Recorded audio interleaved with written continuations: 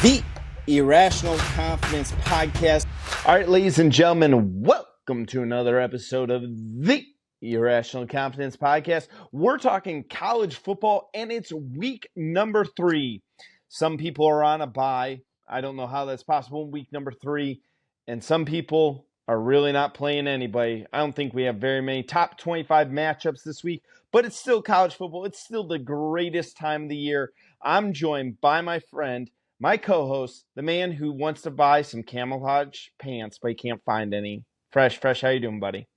Wow, that was pretty good, and not so much.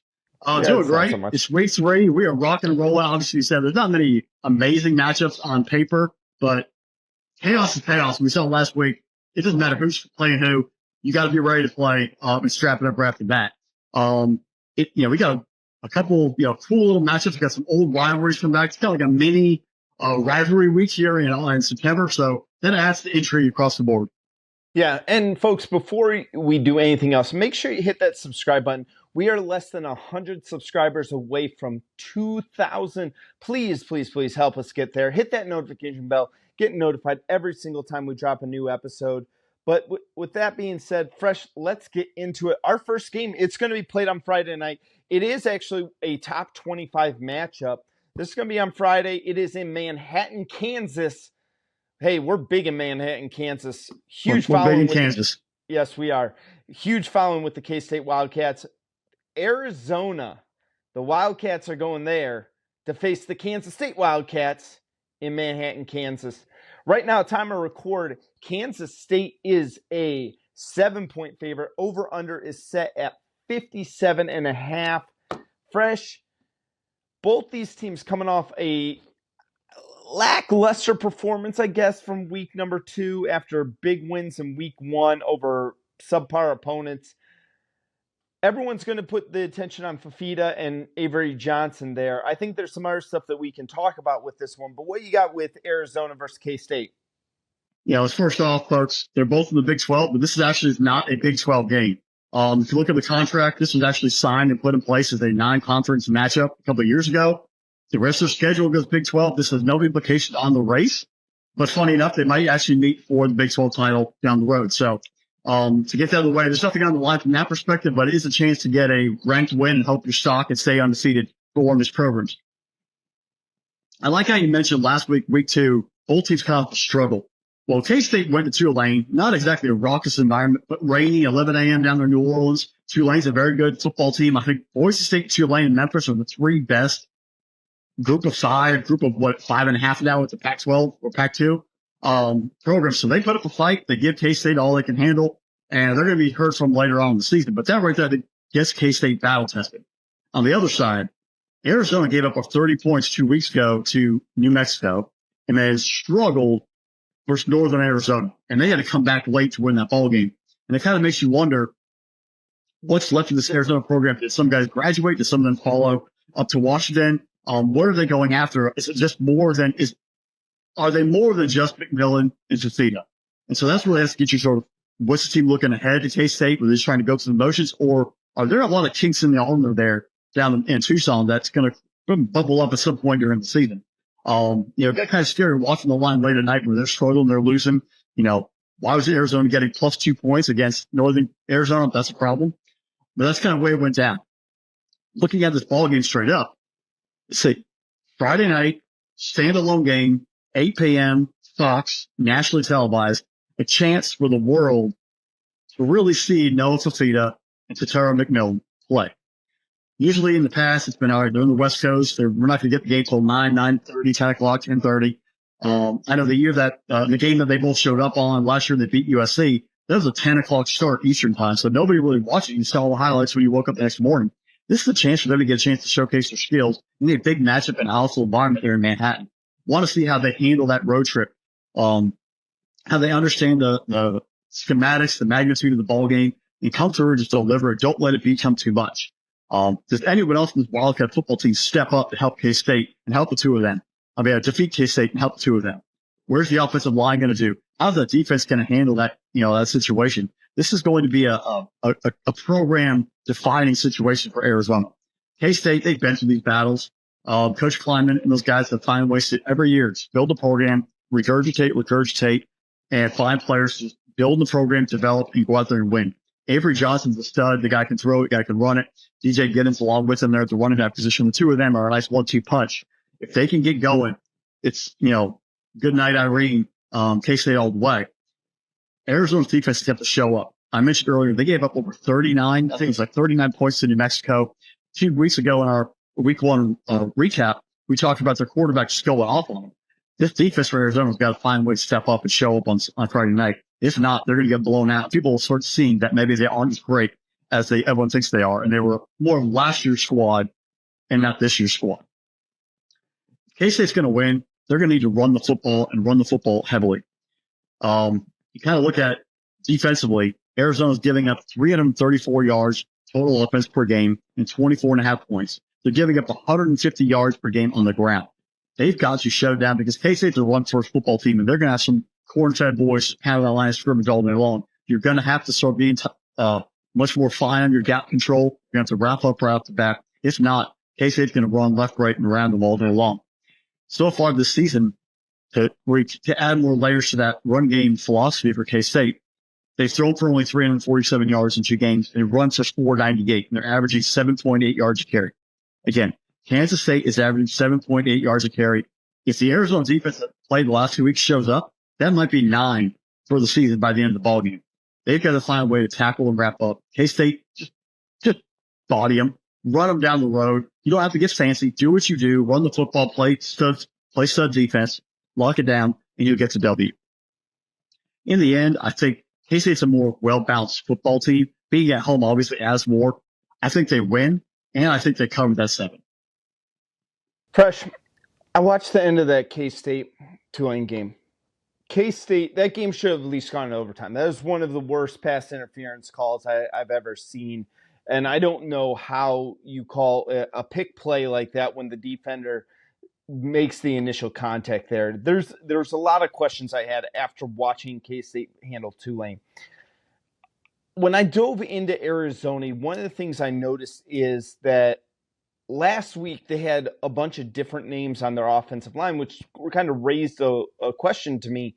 And I found out that they had been dealing with different little injuries, some sickness over there in Arizona, that they actually had to kind of patchwork a line together against Northern Arizona University. And it really did give Fafita some issues. And he wound up being pressured a whole lot in that football game.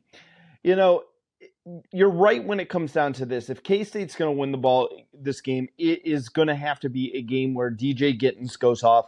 He is going to have to run the ball. He's got to get I need to see like $135 out of him. Maybe a score, maybe 2. One rushing, 1 receiving touchdown with him. Because McMillan has this amazing week 1 for Arizona. And I refer to him as the human Tetris game because the dude just stacks catches and touchdowns on one on top of the other until he explodes the board here. So he in last week only had 2 catches for under 20 yards, if I remember right. I think it was around to 11 or 12. He is going to get some revenge. And with how Tulane was able to throw the ball against K-State, I think Arizona is going to look to kind of almost, I hate to say it, but abandon the run. Now, is K-State able to double team them? Their second leading receiver is Conley, the running back, and he didn't play. He played this past weekend, but I'm looking for Patterson or Hyatt or somebody on this team, another wide receiver for Arizona to step up.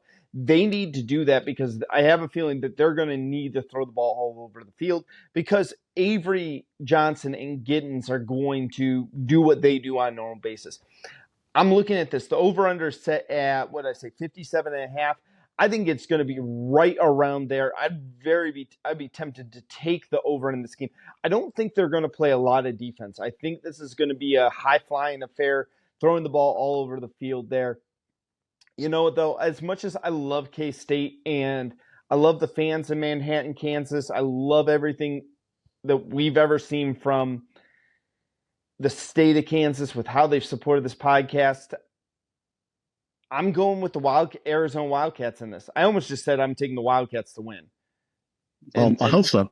I won't be wrong, but I'm going to take Arizona to win this. And even if I didn't take it, I would take Arizona the points in this one.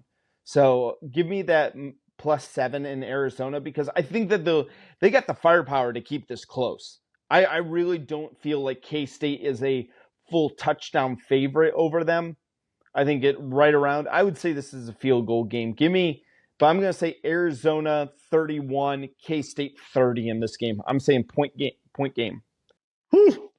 31-30? That'd be a great shooting off for Friday night. That'd be good watch for TV. Oh, it's going to be phenomenal. I like both of these teams. This is a hard one for me to pick because of how much I like both these teams and some of the players on it. I think that, even though it's not a conference game, that's the Big 12. There's so many intriguing teams. They're all well balanced, a lot of parity in the league. And that's why the game is so great across the season as it plays out. Yeah. All right, Fresh. Our second game this week is a rivalry game. This is the Backyard Brawl. We're going the West Virginia Mountaineers. They're going to Pittsburgh to play the Panthers. West Virginia's 1-0. Pittsburgh's 2-0. Oh, I'm sorry. West Virginia's 1-1, not 1-0. Yeah, that lost. Everyone saw that loss. I forgot about that. I forgot about that one already. We're looking at West Virginia is currently a 5.5-point road favorite. Over under is set at 60.5 in this game. West Virginia, you're right, Fresh. We saw a terrible outing by them against Penn State. Penn State does, on paper, have a good defense, but Bowling Green showed differently on that one. But West Virginia kind of rebounded themselves against the lesser opponent in Albany. And we saw what we thought we would see from West Virginia with 300-plus yards rushing. Pitt sleepwalks through the first half against Cincinnati and pulls off a miraculous comeback late in the game there to get to 2-0. I don't know. What do you got with West Virginia and the Pitt Panthers? Well, first off, we're going to start with the Pitt Panthers. I have a connection to this program here and their offensive coordinator, Cade Bell. His dad was Kerwin Bell, who coached JU when I was working there. His head coach, Cade, played quarterback for them. They went out at Valdosta State. They won a D2 natty there, and he was with his dad at Western Carolina. And now Cade's up there at Pitt. They run an amazing, fast-paced, sideline to sideline, all across the field offense. And they throw the ball around the yard. But they sprinkle the running game, but it is a very exciting brand of offense. And what Cade has done already in the first 2 games is a complete night and day what we've seen the past few years there at Pitt. They were run first. You have Jordan Addison and Kenny Pickett were the aberrations of the whole run first offense that they had there at Pitt for the past few years. But this offense now, they're putting 4 guys in the field. They're throwing all over the yard. And they're having a fast pace to really change up the defensive philosophy. You're going to see that pay off so much. And these first 2 ball games.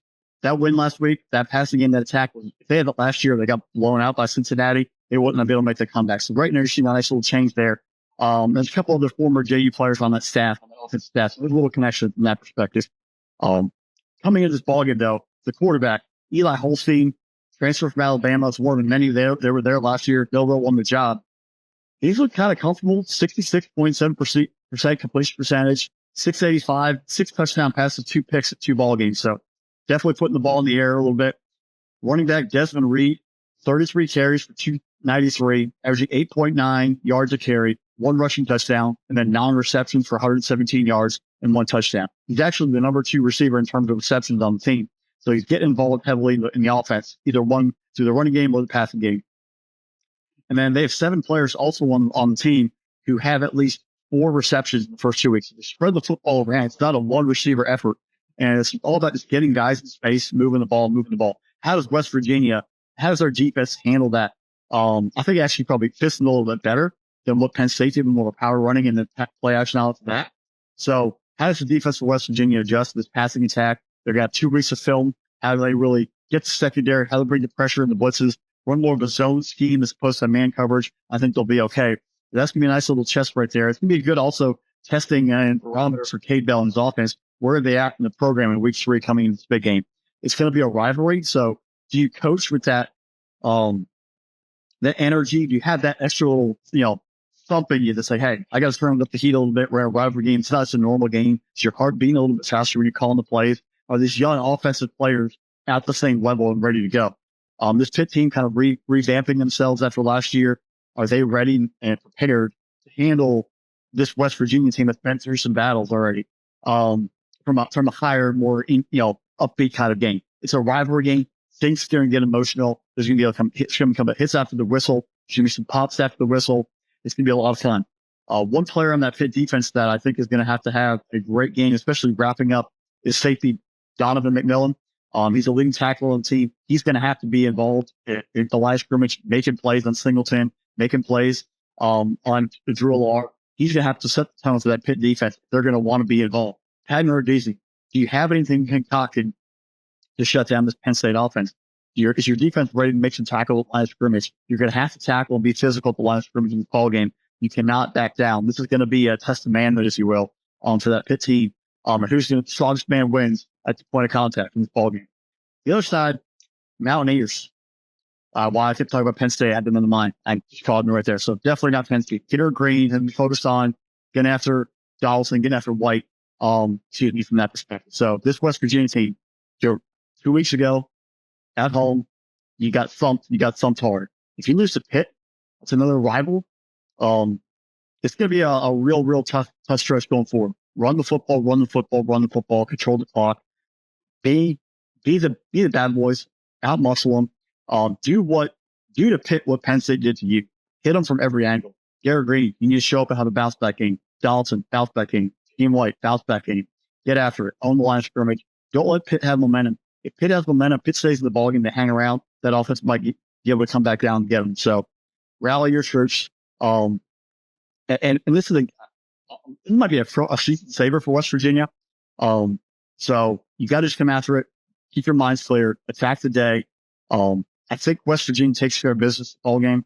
I don't think Pitt has the players right now to fight back. At a small scale. So West Virginia gets it handled, but it would be a lot closer than most people think. Fresh. It seems like eons ago that we were talking about Jordan Addison and Kenny Pickett at Pitt. And then after that, like 1 year of them just peaking and spiking up into the nation's interests, they kind of went into like this complete kind of valley, and now have slowly built themselves back up. I'll be intrigued to see how Pitt goes up against West Virginia, because it's one thing. Again, week one, you're sitting there playing Kent State. Kent State lose. I think, did they lose the most kids in the transfer portal this past year, or is that 2 years ago? They're I think it was 2 years ago, but they lost a lot. Yeah. And then Cincinnati is probably one of the bottom feeders in the Big 12 right now this year. Their coach might be on the hot seat as well. But again, he's a terrible coach. Right. West Virginia, again, while we thought they would perform better against Penn State, no one really was expecting them to beat Penn State. The question I'm going to ask is, does Pitt's defense... You can't say that. We both picked them to beat them. Right. I'm saying outside of us. Like, majority of people, though, like, outside of us, West Virginia. Outside of us and Pat McAfee, yeah. Right. The question I have for the Pitt Panthers, though, which run defense are they going to be? Because if they're going to be the run defense that we saw against Kent State, they're going to have a really easy time with this Mountaineers offense. Garrett Green is a decent passer, but he's definitely got to make some strides in there for West Virginia to really be a contender in the Big 12. But if we see Pitt go kind of the way Cincinnati did, where Cincinnati was able to run the football all over 4 yards of carry against them in that, C.J. Donaldson and Jaheim White are going to have a day. And they're just going to absolutely torch them. With the Mountaineers, same thing. I want to see the defense be better. I want to see a better defensive effort from the Mountaineers. Yeah, last week you had a get-right game against Albany. The Great Danes still scored 2 touchdowns on you.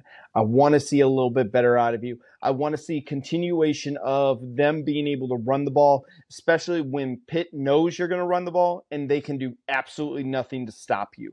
That's what I want to see in this football game.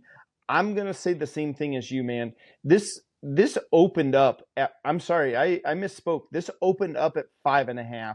It is down to 2.5 in this game right now. West Virginia is only a 2.5-point favorite. So I think a lot of people are kind of fading the Pitt Panthers in this. Give me West Virginia in the 2.5, though. I'll ride with the Mountaineers one more time. If I lose this one, then I might have to burn my couch on the train. So I have to jump off the hype train for the Mountaineers. And, the fans will understand. Dr. Pepper hype train might be derailed there at Morgantown if they lose this ball game. It's not derailed, Fresh. They're just going to set it on fire. Like, I mean, you just set the train on fire. It would take a while, but it's possible. A couch, you cannot it's a slow burn. It's a slow burn. Someone please look up for us. Is it legal to burn a train in West Virginia? Well, I'd probably say no, it's arson. It's probably not a good idea. Is it arson if they allow you to do it? I'm going to say it's illegal to burn a train in West Virginia. And probably anywhere in the lower 48 United States of America. Who knows about Alaska? That's a different story. They got some funky laws in West Virginia, so we'll let some legal experts out in West Virginia tell us what the truth is over there. So I love the Backyard Brawl, man. This is one of those rivalries that I hope it's a great rivalry. The fans are really into it. These two universities are a stone's throw away from each other. It's not like a horribly far drive in between Pittsburgh and Morgantown. I mean, a couple hours, but I really hope that this is one of those rivalries that stays forever and hangs around and doesn't go the way of, something like Bedlam or something like that. Yeah. Well, this game actually adds some intrigue. As of today, the Pitt athletic director was fired, asked to leave. So they knew what they're going to hire is going to have no connection with Pat Narduzzi. And last year wasn't very good for Pat.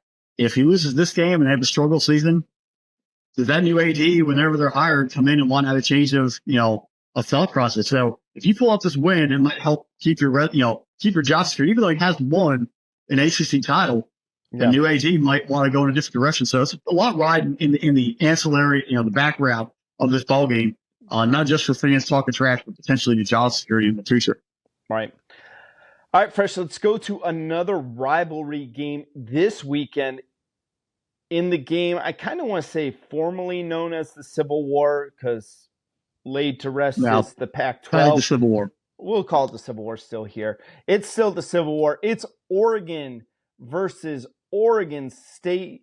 They are going to be in Corvallis, Oregon. We love Corvallis, Oregon. It is a great place. But folks, don't worry about it. We're not closet Oregon State fans, and that's another inside joke if you haven't been watching this for a long time. But at time of record, Oregon is a 16.5-point road favorite. A lot of road favorites right now here, Fresh. Opened up at 14, now up to 16.5. Over under is set at 50.5 there. Oregon is they've survived both games. They've looked okay offensively. I think people were expecting something more, but I don't know. What do you got with Oregon State? Well, at Oregon State, most of those players at that school from last year either got drafted or transferred out. And I don't blame them for that. Their coach left too, and their conference dissolved. So I really have no true barometer on what the Beavers bring in right now. They're more of they're a Mountain West, mid-tier Mountain West team, MAC team, Conference USA kind of squad. Because whoever was on that roster that had any salt, Damien Martinez, or some other players, they all bolted and ran. So I don't know what to really truly get from that Oregon State football team. Yes, they're undefeated. They're 2-0. Congratulations on your success, but you're not the Oregon State from last year. You're not the Oregon State from the year before. It's a different kind of situation there. Oregon side, if not now, when? You have skated by barely these past two games. You got super lucky versus Boise State. If you don't show up and do what you're supposed to do offensively, Dylan Gabriel, you're supposed to be, you have a chance of finishing second all-time pass yards, maybe even first if you pick up the pace. Where's the air attack? Where are these big receivers? Where is, Evan Stewart? Where is Tez Johnson? Jordan James in the backfield. They're not putting up the yards. They're not putting up touchdowns, putting up points at a high rate. And even more alarming, Dan Lanning, you were brought there to build the defense. They have not played defense. Their defense has been that was successful with Colorado's defense, and that says a lot. When is Mateo Ungale going to show up and make a play? When is all those defensive line recruits you brought in the past few years, transfer portal or from high school? When are they going to show up? Jabbar Muhammad at corn, what is he going to do? When are you guys going to start, stepping up your play? When is it time to turn the light on and get going? I personally thought it would have been last week versus Boise State. Ashton Jency still threw down 3 touchdowns on you. You can't just turn it on and turn it off. You have to turn it on and keep building it. Because before you know it, Big Ten play is going to show up, and you're going to have to be ready. October 12th will be here very, very soon, and the Ohio State Buckeyes will be coming out to Austin Stadium. If you haven't worked out some of your kinks by then, you're going to be in trouble. If you ever start really doubting your program, where before coming into the year, we were saying, oh, Oregon's a lock. They're going to be the 1 seed or the 2 seed. They're going to be playing for the national championship against one team. This roster's loaded. I understand building over the course of the season, but right now, you're not really building. You're sort of surviving the first 2 games. We have not seen a solid effort for 4 quarters. I need to see 4 quarters from you versus Oregon State here today. This upcoming week. To really, all right, Oregon settled. They've got through some kinks. They've worked through it. Because if you start putting 3 weeks of choppy play, it's going to linger like an odor in the locker room. It's going to start hanging around the team, and eventually you're going to get caught. And it's not going to be at the right time where we'll be able to catch up with it. It's going to be at the wrong time where it's going to expose you. So you've got to get yourself settled. You've got to figure it out. Offensive line, got to get squared. Dylan Gabriel, got to get squared. And we're also maybe starting to see, though Nix was a lot better for that program, maybe covered up a lot of things for that offensive line and those receivers that maybe we were actually noticed before. And he made a lot of things happen for him. This is a big testament game for Dan Lanning. It's a rivalry game. You've owned it lately. But you just got to come out here and just body them. You've got to body bag the Oregon State Beavers. They're no longer in a conference. They're whatever they are. Do not let them hang around, because if you lose to Oregon State when they're in the Pac-2, people are going to remember that. Yeah, it's September, but that's a loss that people will remember. Just like the Northern Illinois loss, people will remember that for Notre Dame. People will remember this one if you don't come out there and take care of business. So focus, buck up, and don't play for clicks like you said last year. Play for wins and get it done. I think Oregon does take care of business. I'm not going to say they're going to be a resounding effort, because they haven't shown me anything to build off that, but I think they win by at least 10. Fresh, you bring up an interesting point with Oregon State here.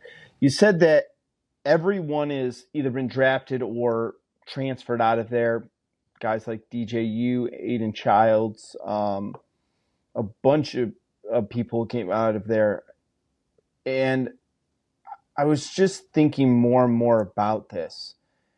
What if that's what's galvanized the team? What if it's just a group of guys who all they have is because think about it. This team doesn't have anything else but each other in this moment. Just right like now, Little Giants? Yeah, a little bit like that. I'm almost thinking a little more like Major League, where, it's just a collection of players. But think about this for a second. This team, Oregon State, doesn't have a conference. They really have no future revenue with what's going to be coming in to help support their athletic program. They're trying their darndest to get into the Mountain West or make some new Pac-12 type of conference in there. Maybe that's what these guys need, because as you're saying, all of the name guys that were at Oregon State are long gone now. And sometimes, especially, you don't ever know what's going to truly motivate a kid, especially an 18, 19, 20-year-old kid. What if that's it? And again, I wouldn't blame the coaching staff for doing that. I probably would do the same thing if I was the head coach in Corvallis. I would bring all of those players there, and I would say that almost pull my greatest Lou Brown speech out of my backside here and say, listen, the entire country thinks that we're one of the worst teams. Whether or not that's true is up to us to decide on that part. They don't think we're any good because everyone's left us. We've lost our head coach. We've lost our conference. We've lost everything. A team is the most dangerous. A person is the most dangerous when they have nothing left to lose but everything else in the world to gain and fight for. I think that maybe that this these actions that have led up has galvanized Oregon State just a little bit. Now, I think sheer talent, Oregon is better. Head and shoulders better. Oregon will probably win this football game. I give it a 97.5% chance of happening. But you're right there, Fresh. Oregon hasn't shown me anything to like lock it in. Boom, you can win on talent alone, man. You guys, you can shake your legs off coming off the bus, and you're going to outrun and boat race any team that steps onto the field with you. That's what makes me a little leery in this game because it's in Corvallis. This group has something to prove. They don't like Oregon, one, because they're the rival, two, they're one of the people that they're going to point the finger at and say, you're the reason we don't have a conference anymore. You're the problem. They're going to wind up, I think, giving Oregon everything they can deal with. I would sit there, I would take Oregon State in the points because I'm getting, I think, 16.5 right now. 16.5. Yeah, give me the Oregon State 16.5.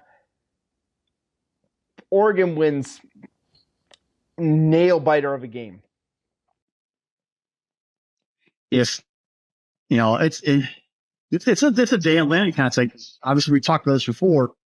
You've had 3 matchups versus the Huskies the past 2 years. You lost all 3 of them. You never made that next step. And yes, it's Oregon State, and you already beaten them the past couple of years, but your team now is not playing at a high level. You've got to just come in here and take care of business and blow somebody out.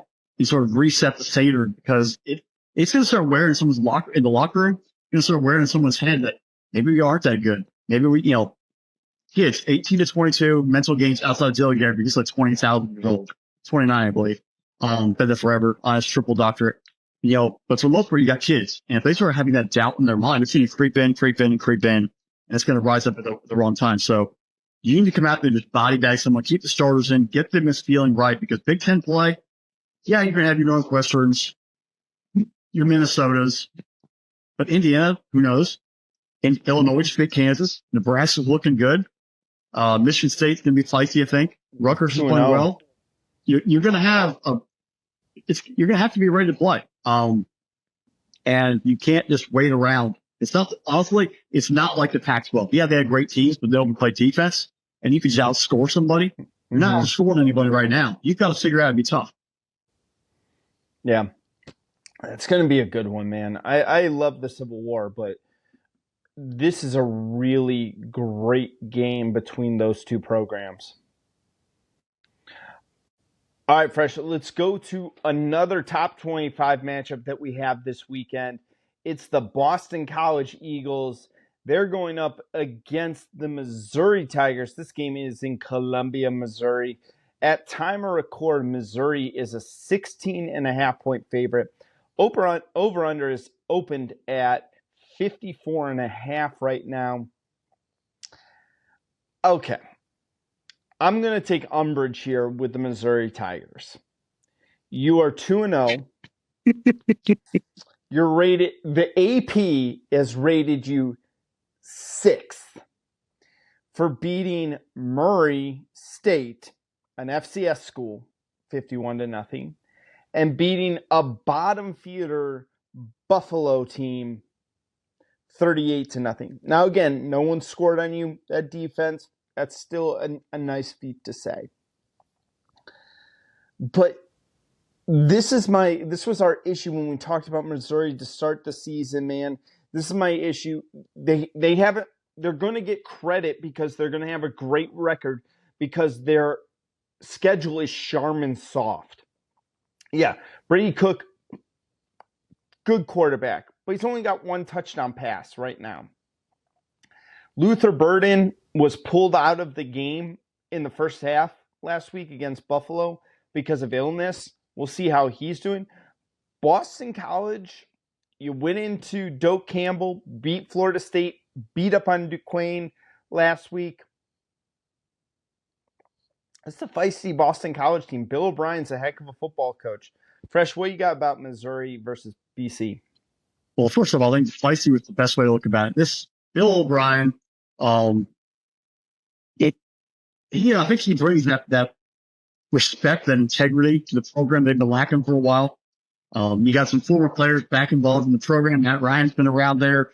Luke Kuechly's been around. Will Blackman is on staff there. You kind of bring that BC pride. Like, all right, this is BC football. They have some history, folks. I mean, Matt Ryan led them to an ACC title. Right. That Doug Flutie Hail Mary game feels like, 1,000 years ago, but still, they have a history.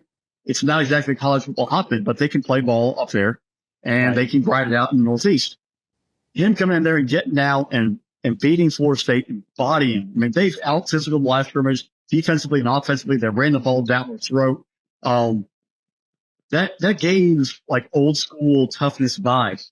Can they keep carrying that over? Are they going to sneak up on Missouri now? I don't think they're sneaking up on Missouri, especially because they're ranked now. But when they were able to take out a Florida State team, completely just embarrass them at home, take care of Duquesne's whatever. But then here you are, got yourself a situation. Don't get blown out. Go in there and compete. Right. Do you have the offensive firepower that Missouri has? No. But if you can come in there, grind the clock out, manage first down to first down, be physical at the line of scrimmage, slow the game down, make it a ball game, make it ugly, you have a chance to win. Physical football still exists, and line of scrimmage domination is the core of football, no matter if you're throwing the ball or running the ball. How do you come in philosophically and just keep hitting people in the mouth all afternoon, all night? If that comes into play, you're going to be in great shape, and it'll allow this program to keep building. Honestly, I think they're already ahead of schedule about beating Florida State because they beat the logo. They went down there and beat the logo. If you compete with the Missouri Tigers, the number 6 team in the country, you're going to get recruits. You're going to get attention. The guys are going to build confidence. And as we've known, the ACC is wide open. So in this ball game, come in there, just hit people. Hit them in the mouth. Hit them in the mouth. Do not be scared. You have nothing to lose.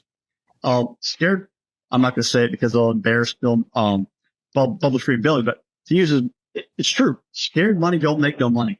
If you go out there and just play like, you're going to get whooped, and they're Luther Bird and Theo Weiss and those running backs are going to be running up and down the field.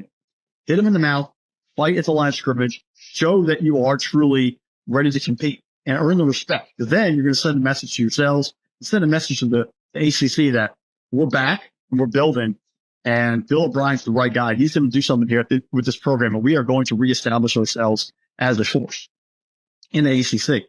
Missouri, you have a chance of getting a ranked win to add to the resume.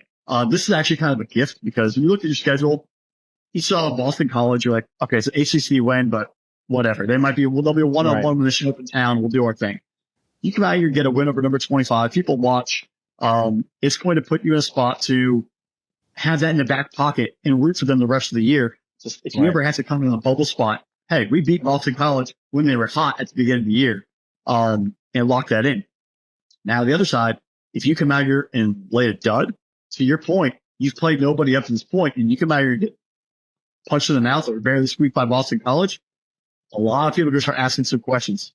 And it hasn't exactly been for Coach Drink a 4 or 5 years of extended, prolonged success in Missouri. You've been a bowl team, but last year was the major spike on the chart there.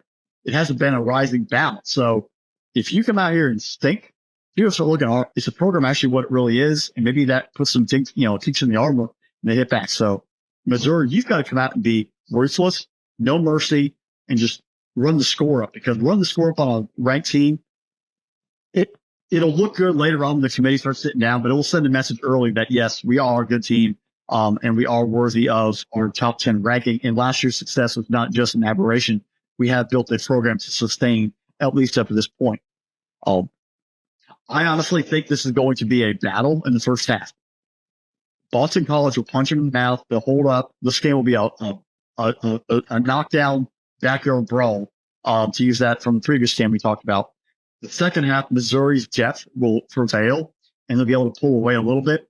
But the three-headed monster that Boston College running backs, Deshaun Ward, Kyle Rakashaw, and I swear I'm going to laugh, Turbo Richard. Just going to put out the kid's names, Turbo Richard. The 3 running backs there with Thomas Castellanos at quarterback. The 4 of them can make things happen. If you let them hang around, they will be able to create problems for Missouri and they'll run down this road. So, but I think the talent, the depth for Missouri Tigers will prevail in the second half, and they'll be able to win by about 10. But Boston College will fight, and they'll fight all afternoon.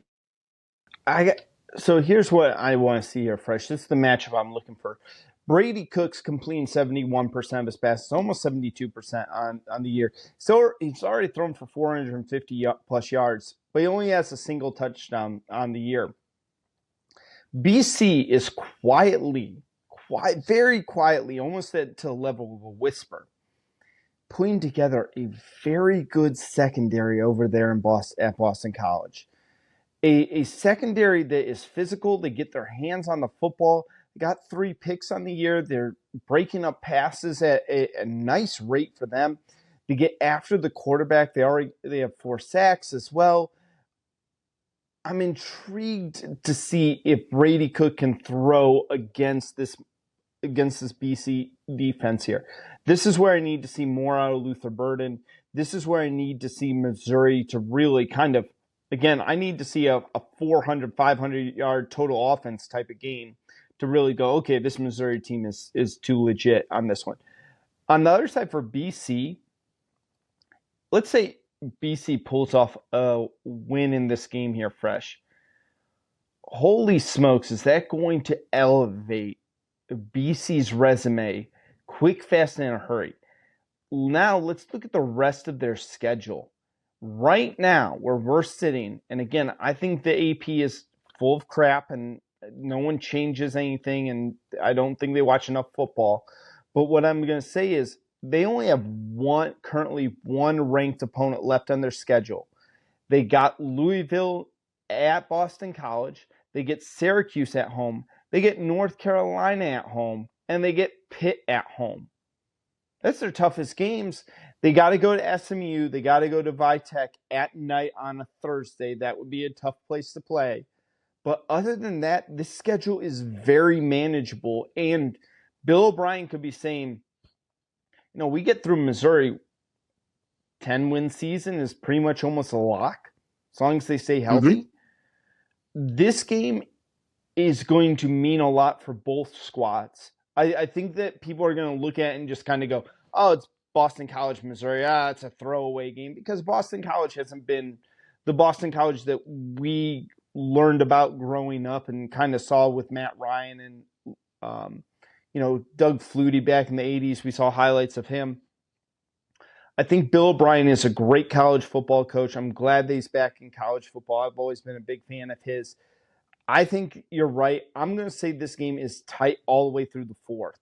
I think Missouri pulls away in the fourth quarter, but it's going to be one of those rare folks. We've used this term kind of lightheartedly from time to time, but this is going to be a quality loss for the Boston College Eagles, where they show that they can keep up with the Missouri Tigers.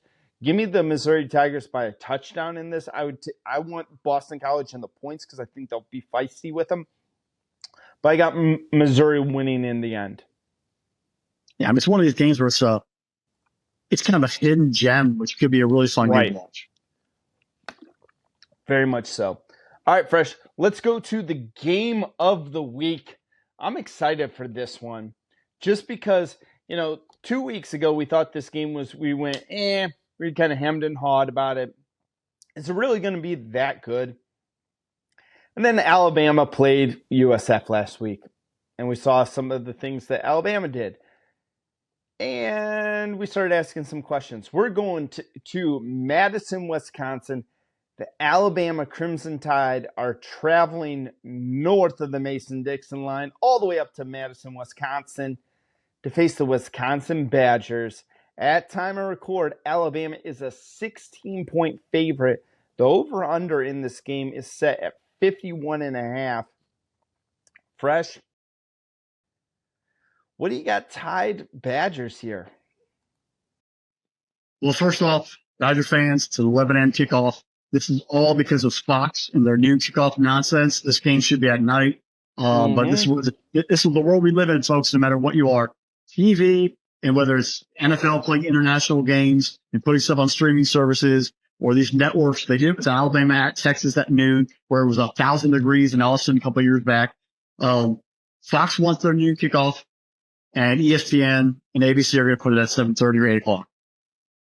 It's terrible. The prime game should be at the end.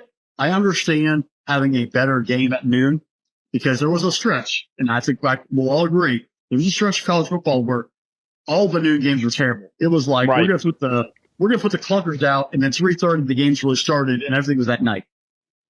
I think we've gone too far to overcorrect by putting the elite game at noon. We can move past that, but this can be your eggs and kegs. You've got to wake up, ready to get after it, and ready to jump around in the third quarter and give your team a home field advantage of some sort. Because if you're a sleepy crowd, it's not going to matter to come jump around time because Bama will be rolling. You've got to come in there and set the tone, understand the magnitude of this football game. This could be a program-changing W. Because right now under Luke Fickell, they haven't shown anything. It's been downright dreadful. Since he's arrived, he has not had the impact on the field that we expected. Their offense has not looked dominant. Their defense has been okay, but they haven't been shutout defenses. They haven't been putting scores or 10 or less up there on our kind of consecutive pace. Still low because of the spread offense. I haven't seen anything different. It's been the same kind of methodical, no spread the ball around, no receiver dominance. Tyler Van Dyke this year, Mordecai last year. It hasn't hit yet. This is your chance. This is what you have built up to get here. It's your chance to showcase, and you got to show up. And the coaches got to show up, the players got to show up, the fans got to show up. And don't just think, it's Alabama, because you're right. Last week, Jalen Milroe did all he could, but that offensive line for Alabama was pretty atrocious. That defense still has some players, but they're not the Nick Saban Alabama. They had a lot of issues. If you get loud and you get that offensive line for Alabama to start freaking out, you're going to see false starts, you're going to start miscues, and that's where it starts to spiral out of control and puts them in a different environment. You've got to come out here, be focused, be raucous, take advantage of the home opportunity. Right now, you look at it. Through 2 games, I'm actually going to go ahead and say it. I think the Wisconsin coaching staff has been playing vanilla football for the first 2 weeks. They've been trying to sandbag not to show anything to Alabama. Yeah, if that's the case, you better come out in this ballgame and show everything. Because if you come out and give the same effort you gave the past 2 weeks, if I'm a recruit, I'm not believing I'm Luke Fickell at that point. Because I'm not seeing anything to give me any inspiration to move forward. I see the same thing over and over again. And you know what? There's actually previous coaching staffs at Wisconsin that got their teams with lesser talent to be prepared and play better. So Luke Fickell, Tressel, Phil Longo, that entire roster, that fan base, the band, everybody, y'all got to be elite on Saturday morning to take on Alabama. This is not a Nick Saban time, but he still has his fingerprints on the team. And there's a team. They went to the playoff last year. The quarterback's back. How do you handle this opportunity? Van Dyke. It's the same Tyler Van Dyke we saw at Miami. 38 for 63, 400-plus yards, 60% complete passes, 1 touchdown pass in 2 ball games against South Dakota and Western Michigan. Chez Malusi, 35 carries, 134, and 3 touchdowns. Will Pollen, wide receiver, 10 catches, 108, no touchdowns. These are your 3 beacon players. They've got to show up. Your offensive line hasn't shown up. It's been terrible watching any kind of film. You're not moving South Dakota. You didn't move Western Michigan, who was dreadful last year. Where's that offensive line for Wisconsin that built out players in the past? Where's those dominant behemoths who were able to line scrimmage? I haven't seen it so far. This is a gut check for the program. On the other side, Alabama. 2 years in a row, you've had issues with USF. I'm going to come out and say it. I'm not buying it. I'm not buying it. I'm not falling for it this year because I fell for it last year. We all did. That Alabama was dead. They found ways to keep surviving. They survived Auburn. They beat Georgia, and they went to the playoff. Until Alabama's officially destroyed, I'm not buying the sandbagging effort for South Florida. I expect a different effort. I expect to reshuffle the offensive line because they have some issues there, and they're going to come out and run the football and let Jaden Milroe run around. Ryan Williams, the wide receiver. The kid is an absolute stud. It's Jeremiah Smith at Ohio State. Ryan Williams, number 2.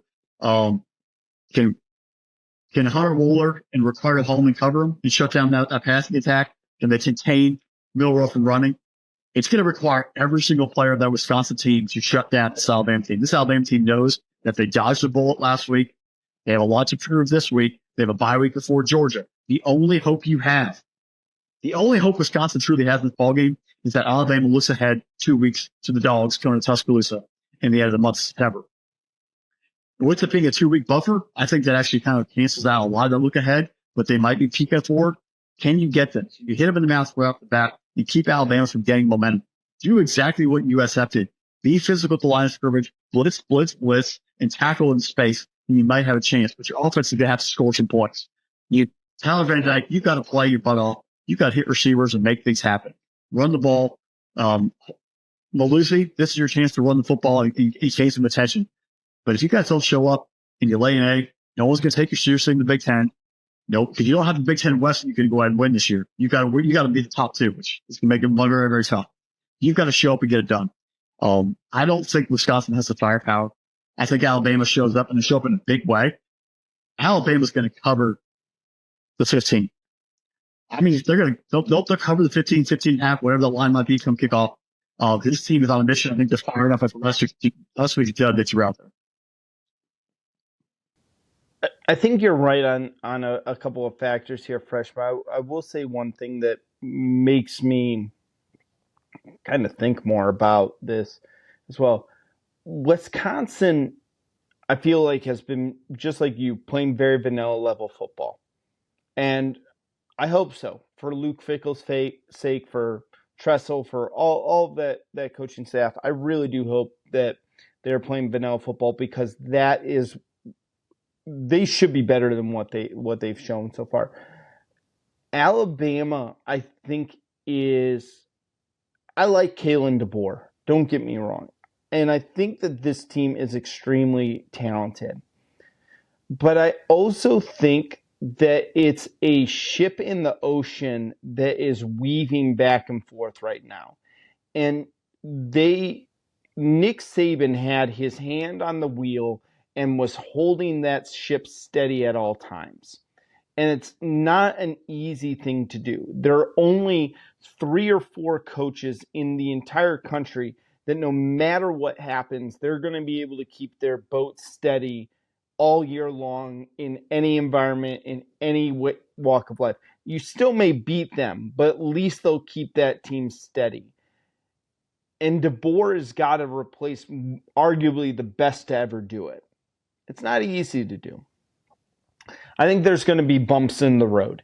And I think this Alabama team, they're going to need to do something about it. They're going to look for a statement win.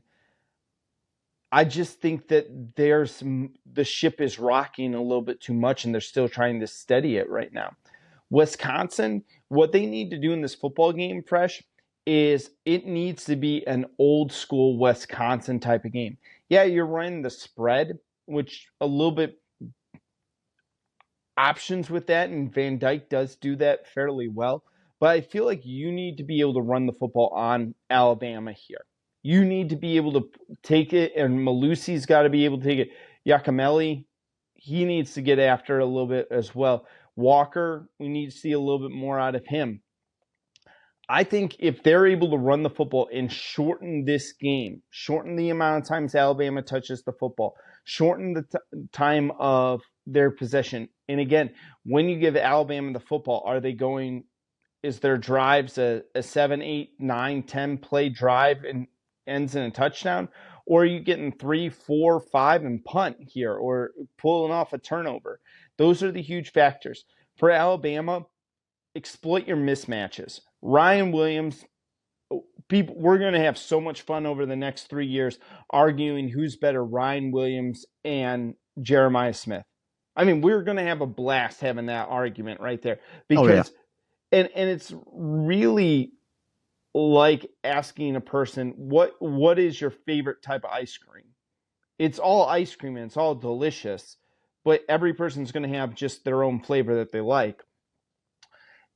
If Wisconsin can't figure out the Ryan Williams situation, you're going to have to bracket him. You're going to have 2 guys on him at every time going on the football. By doing that, though, you're going to open up the running lanes for them. And that's going to come down to the Wisconsin linebackers.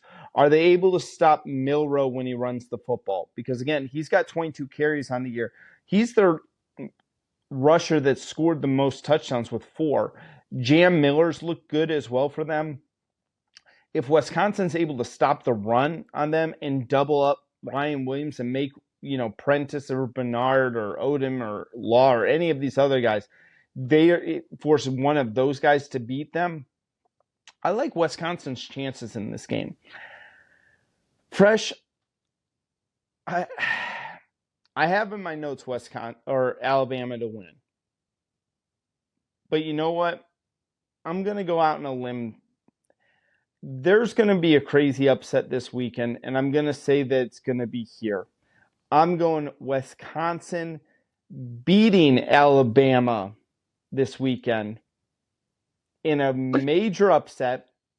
But here's the other thing. That would create a lot of entertainment. It really would.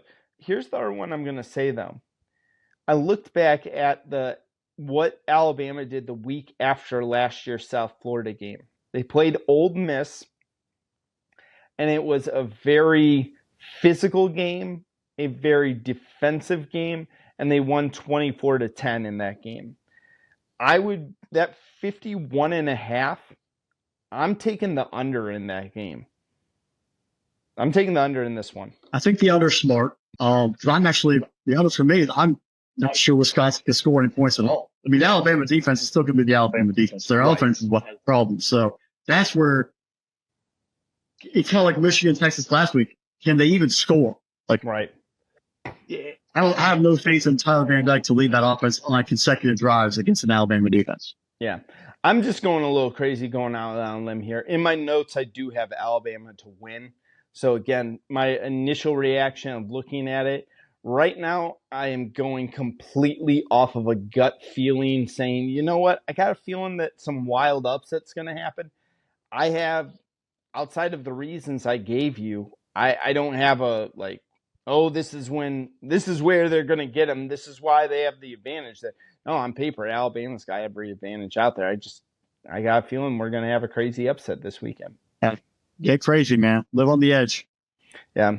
I wish we could, again, we need to do a Texas TCU game soon so I can say funky like a monkey, but I miss saying stuff like that. But that's on them for being terrible for a while. Right. All right, folks, let's go to our brown water bets for this weekend. Our producer, Drew, went 0-3. I haven't checked in with our legal Eagles. How did he do? Fresh, how did you do last week?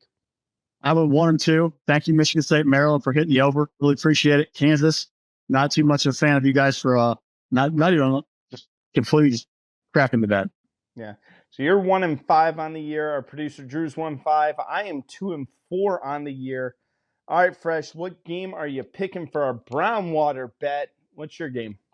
I'm rolling with the late train. Ole Miss Rebels travel to Wake Forest. I'm taking Ole Miss to cover 23.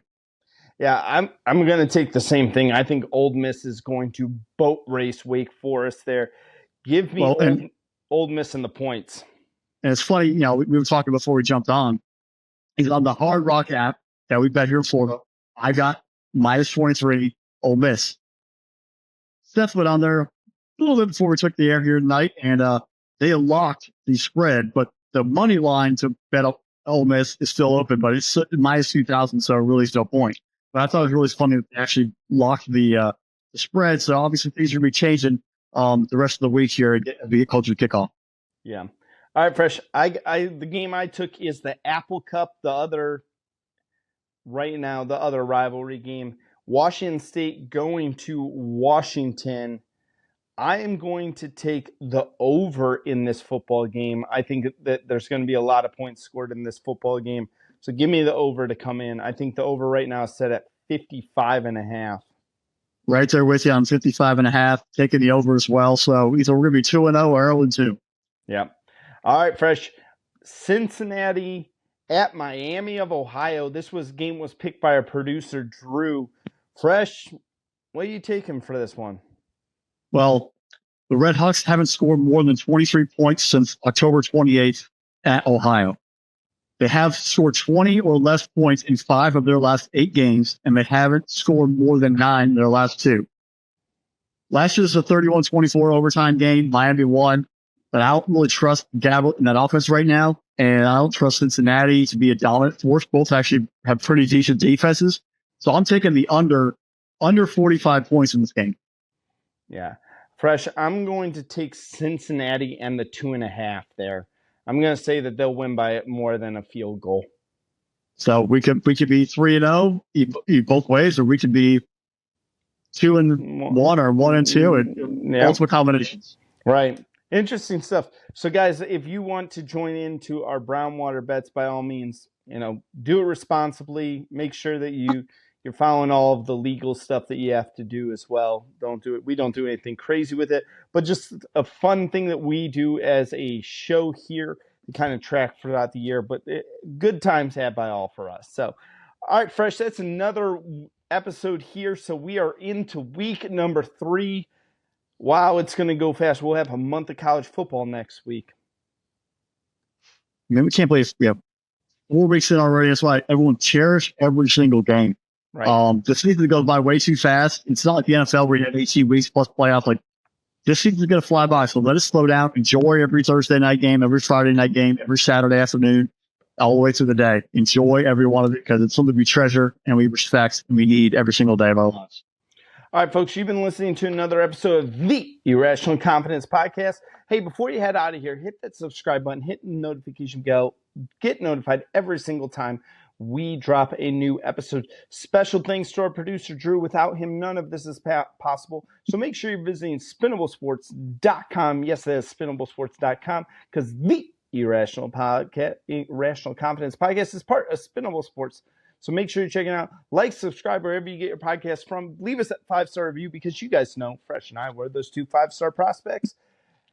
And with that, Fresh, everybody, I got nothing else. Enjoy your college football weekend. May your bets be big and your wins be bigger. And with that, bye, y'all.